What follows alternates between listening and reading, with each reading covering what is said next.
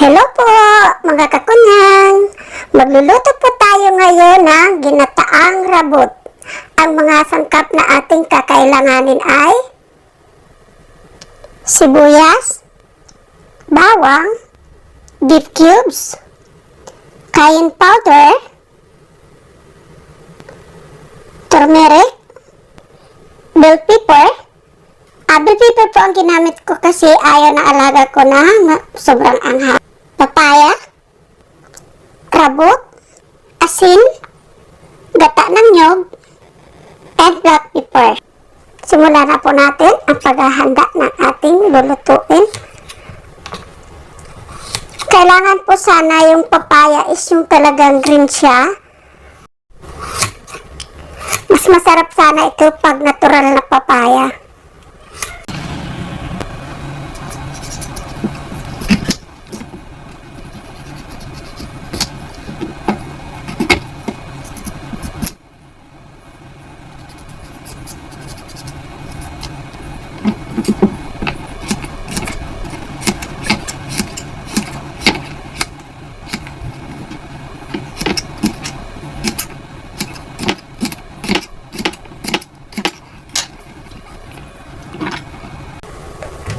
Para mas marami yata yung papaya ko kaysa sa rabot. So hindi ko na lang siya iuubos para hindi naman sobra yung papaya. Masarap sana kung yung papaya kasi namimiss ko na din. Kaya lang parang sobra naman masyado. Wala kasing maliit dyan sa fusion, kaya ito na lang nabili ko.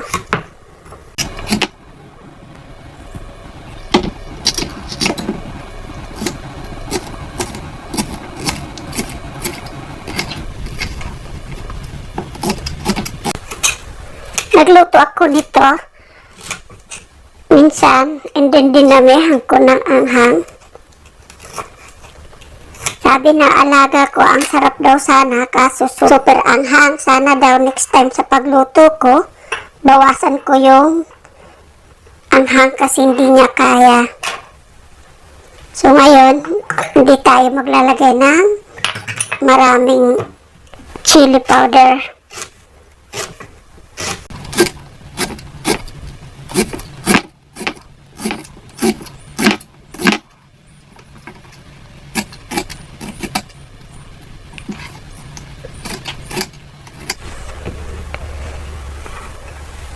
Nag-crave po ako sa ginataang rabot, kaya nagluto ako.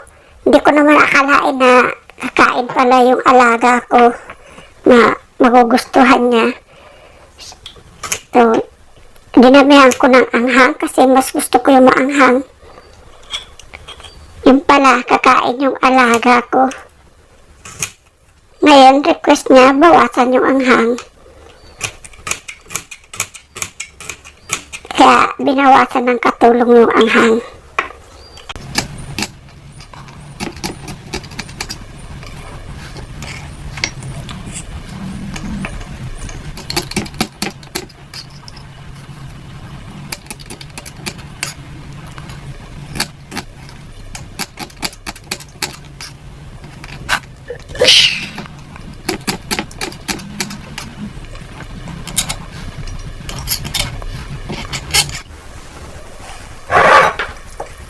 Ngayon naman, ang rabot ang ating hihiwain.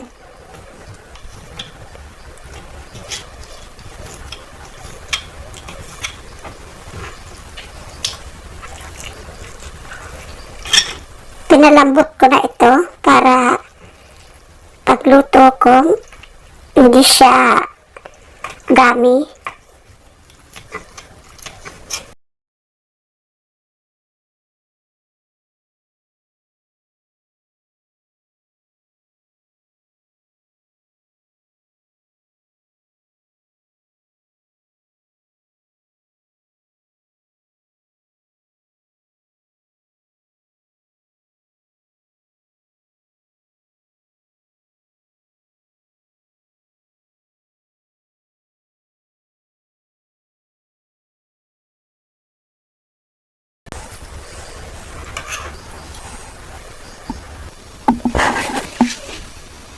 Ngayon po, mainit na ang ating kawali.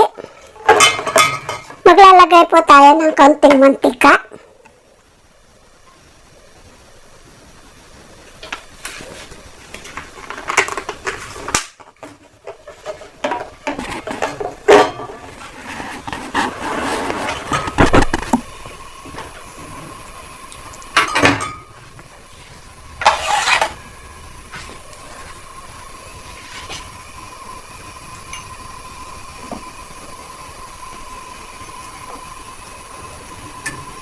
Then, ilalagay po natin ang ating bawang.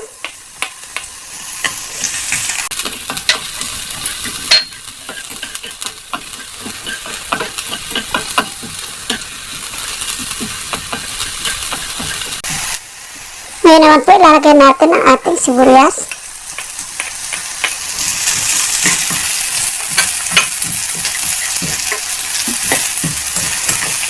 Gusto ko po kasi sa bawang yung medyo na tutos siya ng kaunti. Kaya lagi ko siyang inuuna. And kung napapansin nyo, every time magluto ako, marami po talagang bawang ang nilalagay ko. Kasi nung nagtrabaho ako sa Middle East, nagbasa ako ng isang makapal na aklat. And then doon ko natutunan na ang bawang is napakalaga sa ating kawan. So, mula no, and then most especially sa mga babae na 40 years old na, advice po na kahit isang bawang a day lang kailangan kumain. Kasi anti-aging food ito. And then sa ngayon po, lalagay na natin yung rabot.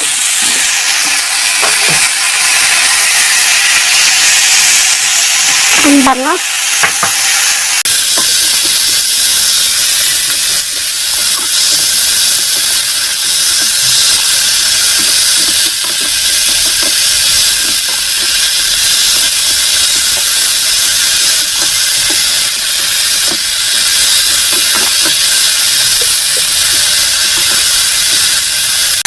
Ayan po, ilalagay natin yung papaya.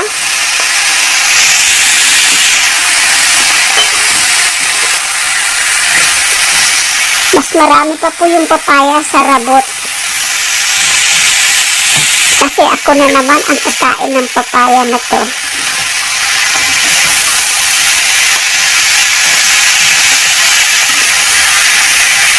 Ayan, gumisa ko lang po siya ng kaunti sa mantika.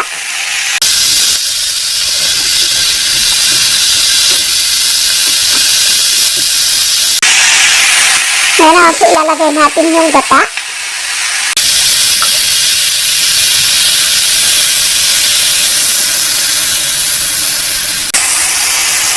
Hindi na po ako naglagay ng tubig kasi yung papaya may sarili naman po siyang tubig na pwedeng magluto sa kanya. Kaya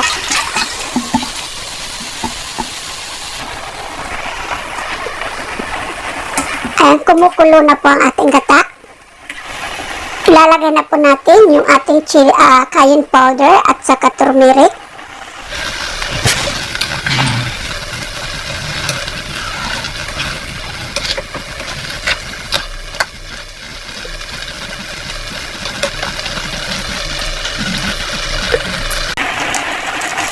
Ilalagay ko na din po ang beef cubes ngayon.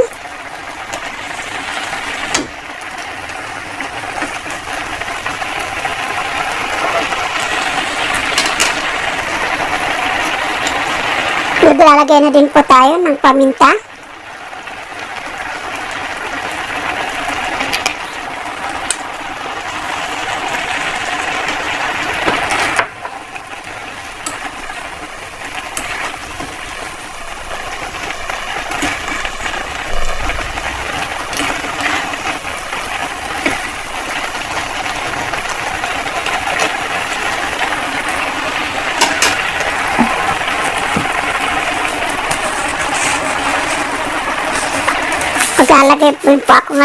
Maglalagay na po ako ngayon ng asin. Enough na muna yun. Nasa inyo po kung gaano karami ang asin na ilalagay nyo, kung ano yung naaayon sa inyong panlasa.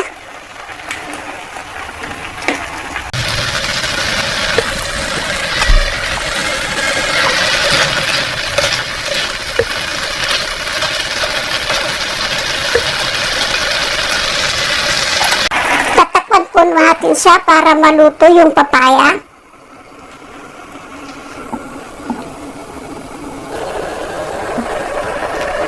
Ngayon po, dahil malapit na maluto ang ating papaya, ilalagay ko na po ang ating bell pepper. Pwede po na hindi bell pepper, yung maanghang na sili ang ilagay ninyo. Pero since nga, sabi ng alaga ko, bawasan yung anghang niya, kaya bell pepper na lang yung siling nilagay ko.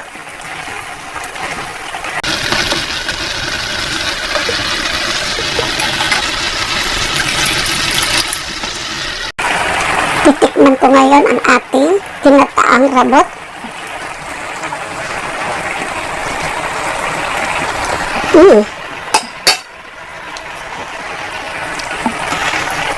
Pakaswak yung asin niya, pero medyo maanghang pa din. Parireklamo nito ang alaga ko.